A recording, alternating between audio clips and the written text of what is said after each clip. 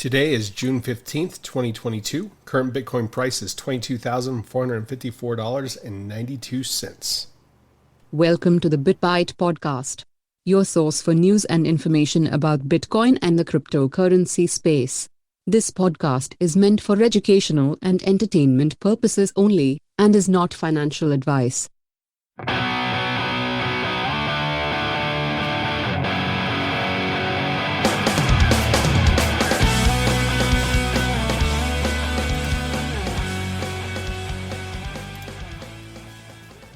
So the Fed did what we talked about last episode, almost exactly like everybody was predicting, right? The word on the street was correct. Yeah. So 0.75 basis points or 75 basis points. It's so weird how they say that. Basis points. Yeah. It makes sense if you just put it at 0.75%. Yeah. I mean, that makes and I think it really makes it a little bit more, not that it's tolerable, but it makes it more tolerable for people. So they say that basically that puts the interest rate currently for the low time frame, I think is what they're referring to it as, 1.5 to 1.75% is what we're currently at. And the markets are already getting rocked with that. I mean, that's small of an increase. I mean, because really that's not very big. I mean, it's not very big, but it's practically doubled. Yeah, no, for sure. I mean, considering it was at nothing. But yeah, so this is the largest rate hike since 1994. Were you paying attention to what the Federal Reserve was doing back in 1994? No. Yeah, I wasn't either. I had no idea what was going on. Yeah, it was a simpler, better time. Yeah, I was not aware. Yeah, so now, and the interesting thing too is that, I mean, once we got that information from the rate hike, Bitcoin started to kind of, I'm not going to say rally, but it definitely seems like it's coming up out of the doldrums. Well, it was touching almost $20,000. Yeah, what did it get down to today? I saw it at 2250 or something like that. I went, oh my goodness. Yeah, I mean, we're kissing the 200 week EMA right now. As you know, that's right where we're at, and so I don't think we need to stay above it. I don't know how else to put that. We don't have to. I mean, we can dip below it for sure, but I really want to see us stay above that, hold that $20,000 line. We've seen, and this has been such a crazy market cycle this time around. We've seen every model and every predictable thing that they've ever had with Bitcoin set in the past be completely obliterated. And I think this 200-week EMA, we've never really gone below that. That's like the last golden thing that Bitcoin does and not ever do. If that breaks, then we know nothing basically about Bitcoin again. All the metrics are reset. All the metrics are reset. Confidence is lost, and then the price crashes even further. Yeah. So. And meanwhile, I heard Michael Saylor got approved to buy a bunch more Bitcoin, and they're just giving him. They're waiting for him to get the go to when he's going to do it. It only takes $2,200 to get a tenth of a. Mm-hmm. Granted, not everybody has that just laying around. As far as regular people, obviously Michael Saylor's buying some serious mega coin with that kind of. He's not looking at a tenth here or there. No. He's looking at 1,000 or something crazy. Yeah, and the other thing that's crazy about it is, so I mean, and we go back and we talk about the metrics, right, of Bitcoin. Hash rate is still at an all-time high. The number is that going to go down? What's that? Is that going to go down though? Because it's not really profitable to be mining Bitcoin. You would think it would have to drop. You would think that some miners would have to get unplugged, unless they're just willing to go they don't care. They're like, we need to weather this storm. Yeah, I mean, I don't know. If it was connected to some municipal cities power grid, and was paying for that, I'd be like, let's just unplug these for now. Yeah, take a break, take a Yeah. breather. Lightning, the Lightning wallets, or the amount of liquidity within the Lightning network is at an all time high. The amount of addresses that have zero point 0.1 to 1 Bitcoin within them is at an all time high. Just that adoption continues to go and go and go. Yes. Which is good long term.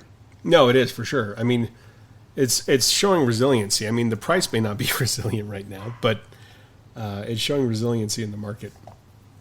But I think that's what really matters. I mean, when you look at, everything else from the stocks, housing right now, I mean, we know that this is going to crush the housing market probably even further. We've been talking about that the past couple episodes. But, like we're talking about stocks, but like Walmart and Target, they have excess inventory because people aren't buying as much stuff because food is more expensive, fuel is more expensive.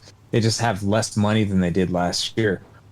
Yeah. But as far as the metrics of the use of Bitcoin, if you're looking at it as, something that's being used, it's growing. So that's a good sign at least. Yeah, that network effect is still continuing to take place. And I mean, you bring up an interesting point too. I think you're so right on. I mean, even in my own head, like I am planning more like I'm trying to drive as efficiently as possible.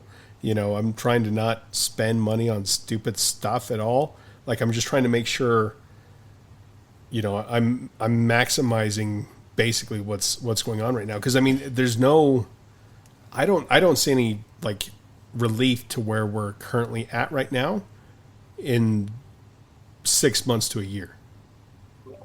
Oh no. I don't think there's going to be relief until somebody else gets into office. Yeah. Well, and if that's the case, then Yeah, I mean, he's not even been in there 2 years, like not even a year and a half, and look at what's happened. Yeah, no, man.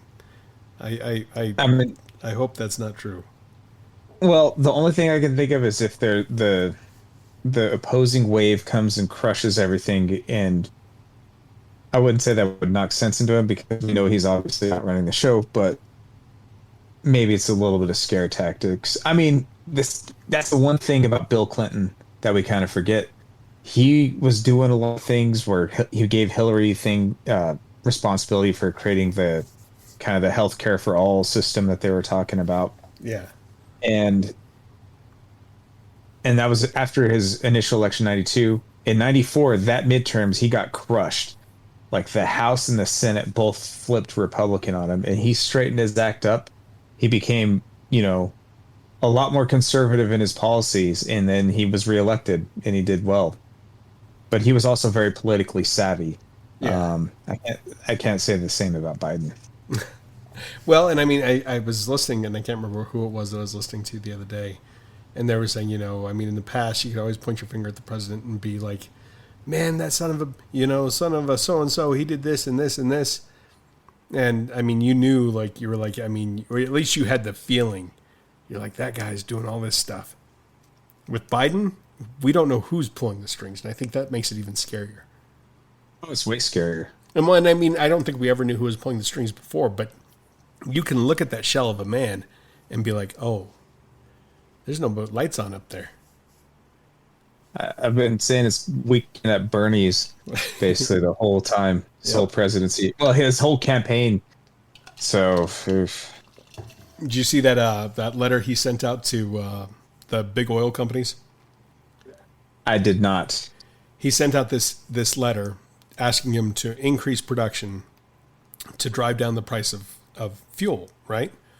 And I mean, they were just like, dude, we're already like, I guess their all-time high for their max production is like 93%. And I could be completely wrong with that. But they were like, we're already operating at like 91%.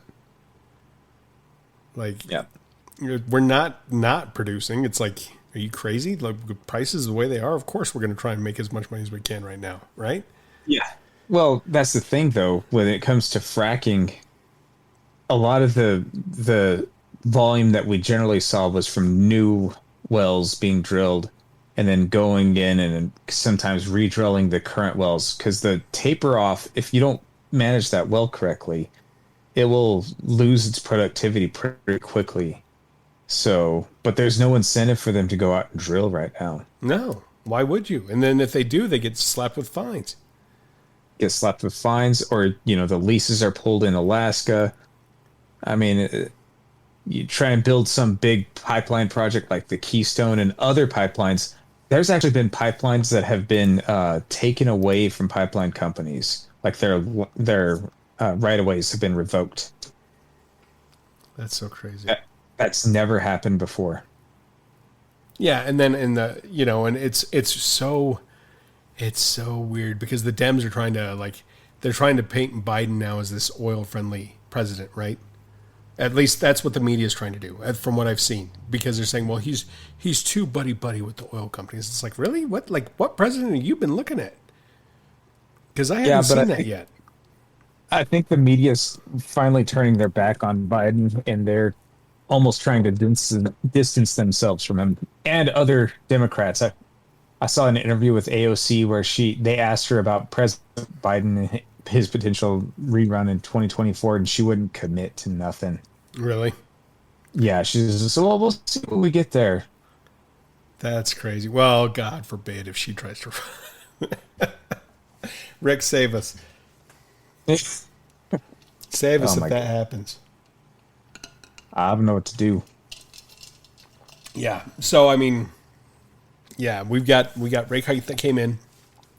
I personally, and I was talking to you about this, I think before we actually started, I think we'll have like 20 days of a little bit of a relief rally within all markets. I don't think it'll just be Bitcoin, but I think on all markets we'll see a bit of a relief rally, because really what it comes down to is every time the Fed is about to announce their rate hikes, it seems like, the markets are going to be like the child throwing the fit, or the junkie, really going through the withdrawal.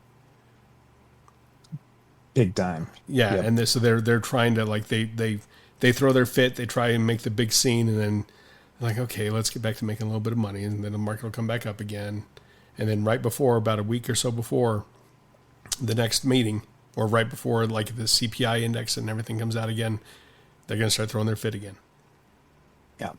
So is there anywhere for the prices to really go? I mean, other than the crap that, the excess inventory that Walmart and Target have on their shelves, everything else is still going up. Yeah. Gas has gone up again. Mm-hmm. I mean, what is the next CPI going to look like? It's not going to be any better than this month's. No. And I mean, yeah, I don't know. And they're going to keep doing that. We're going to continue to see these rate hikes until CPI either stops or starts to retract a little bit. But it's going to take such, like, we've talked about this. We talked about this last episode. It's going to take such pain in the market before that happens. No, they're basically going to have to crush the economy to stop the inflation. Yeah. And that's exactly their plan. Well, I just don't know if they have the stones to do it. But, I mean, right now that seems to be the plan of action. We'll see if it holds. Well, no, for sure. I mean, and then I go back to what I was talking about. We talked about last time, basically, was will the Fed kind of give a little bit of a dovish touch, especially going into, the end of Q3, going into Q4, right around election season, just to be like, oh, see, everything's a little bit better right now. It's good. We got a handle on that inflation. Don't worry, we got it. We're gonna make sure you're all comfortable. Make sure you're comfortable. That's my Alex Jones impersonation again. Yep. I don't know, man. You know what though? For all the policy changes, because if you remember, I think 2 years ago, the Fed was like, we have no inkling to want to raise interest rates till at least 2024. Do you remember them saying that? I vaguely remember them saying that. When everything was kind of going into the toilet, they're like, this is, they were going through all these austerity measures, the emergency stuff that they were doing. And they're like, we don't plan on raising interest rates until 2024, not even thinking about it. And of course, now look at where we're at. I mean, hindsight's 2020. I mean, I wish we would have known. And we did know. We've talked about this for so long. I just don't know if we knew how it was going to play out exactly. Obviously, we didn't. Well, I honestly, I'm such a pessimist. Sometimes I thought it'd even be worse than it is right now, but I'm not surprised by what I'm seeing. That's for sure. I'm not surprised by it either. I really thought we would see those negative interest rates and all that stuff in the States, and we never really did. We came close, obviously, but I think that was one thing that I was really expecting, especially 2020 going into 2021. I was like, we're going to go negative interest rates, Then I was like, universal basic income, which maybe we're going to see the opposite of that. Maybe they're going to be like, well, we're going to give you universal. But if they do universal basic income, that's opening the spigot again. Exactly. Well, and that's kind of what really kicked everything off. I mean, the inflation that they've created in 2020, bailing out all these different companies, was bad enough. But it's when Biden started cutting us checks direct to our accounts, I mean, that's when inflation took off like crazy. Yeah. And I know he's trying to call it a Putin price hike with everything, but that's a bunch of malarkey. It doesn't happen that quickly. And that's exactly why I can't imagine the CPI is going to drop that quickly. I mean, it took, almost 18 months for it to really, maybe a little bit less than 18 months before we really started to see that inflation number. It hit the consumer aspect of everything, right? Like it was in the assets. We knew it was in the assets because we saw that K recovery, but it took a little while for it to start to trickle in. But there was that trickle in that happened, but we also had the supply chain issues at the same time. So we were like, well, prices are going up. Yeah, well, supply chain's broken, right? Yes. And now that's definitely not helping. It's a double whammy going on. Yeah, for sure. And the Fed changes their policies at the whim of the air. But you know what type of money has not changed their policies in 13 years? Oh, let me think about that. Maybe some Bitcoin or something like that. It has been reliable and predictable, and it has performed exactly the same way as it's intended to for the past 13 years, and it hasn't wavered. And regardless of how big the market gets or how much people want it or how much the price is or how low the price is, it continues just to work. Yep. That's true. Well, outside of the Lightning Network stuff it's like scaffolding that they're adding to the facade, but the heart of everything is still exactly the same. Yeah, that base layer continues to operate the way that it should. That's pretty awesome. Pretty incredible. Mm-hmm. You got anything else you wanted to add to this one? Sorry, I hit the wrong button there. Yeah, no, I'm good. So let's go for prediction times again. What do you think? Do you think we're going to see more downside this week, or do you think we'll see a little bit of relief?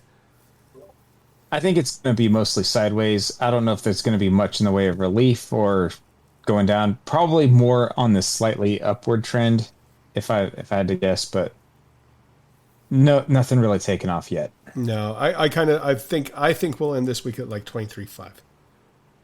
That's kind of where my prediction's going. Yeah, I think it's going to bounce around 22, 23 for quite a while. Yeah, we'll see. We'll see where that ends up. I'm curious. Only time will tell. Well, and the only other thing we have to look forward to, I guess, is next month's CPI, which is going up, and then whenever the figures come out for Q2, if they show what we know, if everything's saying, we're in a recession right now, and just when it confirms it, yep, we'll see what happens to the price then. Yeah, that'll be interesting to see for sure. Faux show. Yeah, we'll have to talk about that as that rolls out. So, well, we hope y'all enjoyed it, and we will talk to y'all later. Amen.